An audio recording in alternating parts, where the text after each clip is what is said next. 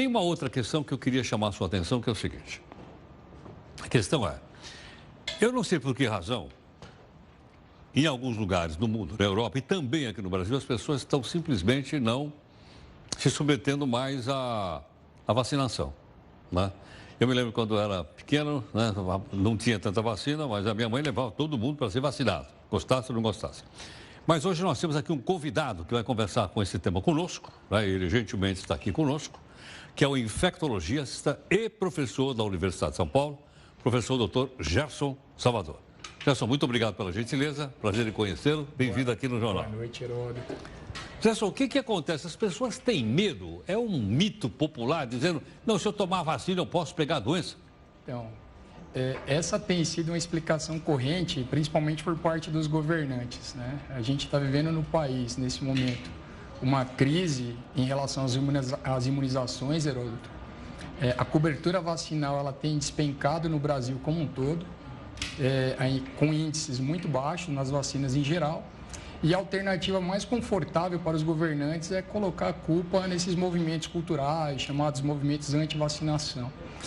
Eu não quero menosprezar o efeito desses movimentos, né, que acontecem no mundo todo, mas para você ter uma ideia, na França, cerca de 41% das pessoas têm algum grau de desconfiança em relação às vacinas. 41%? 41%, citando a França. No Brasil, quando isso foi avaliado, era 4% das pessoas, né?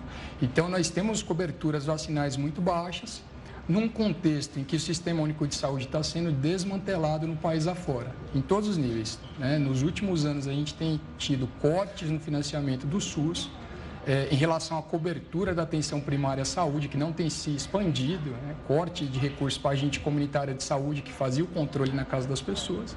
E a explicação mais confortável que os nossos governantes encontraram, e que existe uma disputa de opinião, é que isso se deve a essa onda cultural que acontece no mundo afora, que são os movimentos anti-vacinação. Mas deixa eu te perguntar uma coisa.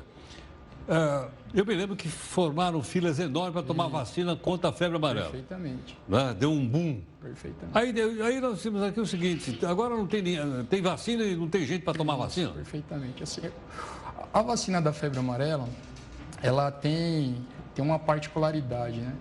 Ela é uma vacina de vírus vivo atenuado.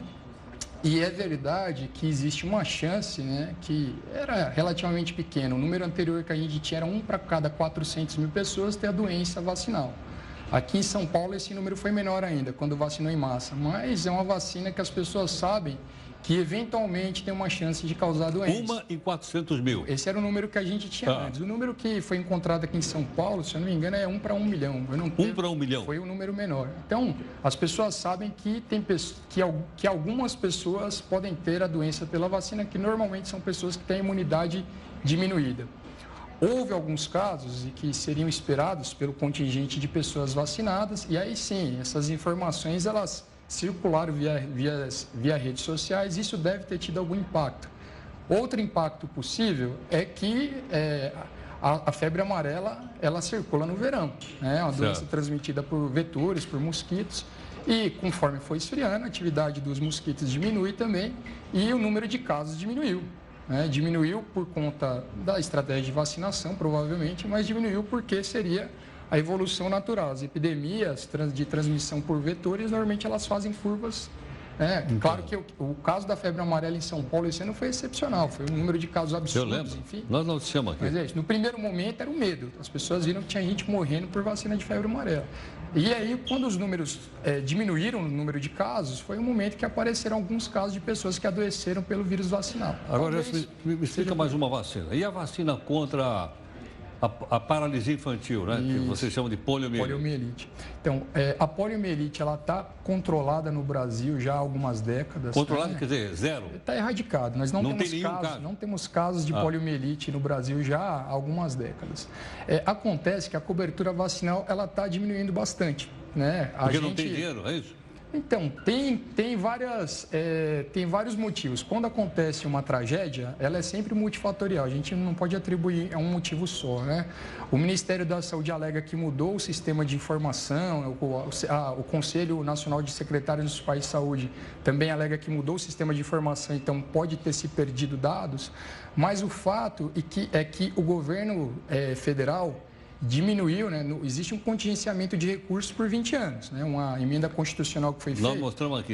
Isso tem impactado no SUS, isso tem reduzido o financiamento da atenção primária à saúde. Não tem havido mais expansão, médico de família, enfermeiro, agente comunitário de saúde que vai na casa das pessoas. O agente comunitário de saúde ir para a comunidade é fundamental, porque ele controlava na casa a carteirinha de vacina, isso não tem se expandido, inclusive tem se retraído. Então, a diminuição das taxas de vacinação, ela se deve à diminuição do financiamento da atenção básica, com certeza, o desfinanciamento. Eventualmente, faltam insumos, né?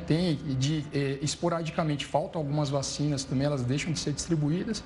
Imagine uma mãe, um pai que trabalha e ele tira um dia para levar o seu filho no posto de saúde, ele perde aquele dia de trabalho, quando ele chega lá, não tem a vacina. Então, perdeu-se uma oportunidade de imunizar aquela criança e perdeu o dia de trabalho. E sabe-se lá quando essa oportunidade vai ser reposta. Deixa eu fazer mais uma pergunta.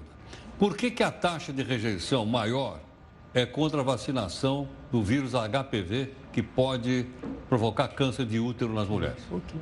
Eu vou passar para você algumas impressões, né? Porque, enfim, provavelmente é multifatorial também.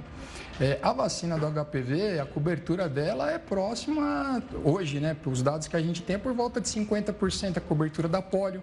Mas por quê? Porque não tem vacina ou as pessoas não vão? Não, a vacina do HPV talvez tenha outros motivos, mas a cobertura dela é mais ou menos próxima da poliomielite hoje. Então, 50%. Não é uma cobertura muito menor. Agora, em relação à vacina do HPV, ela é uma vacina que protege contra o vírus, né? E ela já provou que diminui os NICs, que são as lesões intermediárias. Então, em relação ao desfecho, essa redução de casos de câncer, é muito provável que aconteça mesmo, mas precisa de um segmento de 10 a 20 anos para a comunidade sentir esse resultado. Me explica, eu não entendo. Quem é que toma vacina HPV, homem ou mulher? Então, as mulheres, né, as meninas, né, as adolescentes, elas são a população-alvo principal para a vacina de HPV. As meninas. E recentemente foi liberado para garotos também. Os meninos também. Exatamente. Quer dizer, então o HPV pode provocar doença, pode provocar câncer também nos meninos, pode, não só nas meninas? Não pode, mas os casos de câncer por HPV em homens são casos de câncer de pênis e que são muito menos comuns do que os cânceres de colo de útero.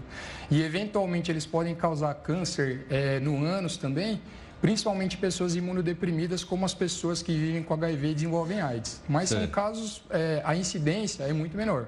A principal doença causada pelo HPV é o câncer de colo de útero. Então, no caso do HPV em particular, Heródoto, a gente teve um evento aqui em São Paulo de algumas meninas da cidade de Bertioga, que tiveram sintomas estranhos depois da vacinação do HPV. Isso teve uma repercussão muito grande.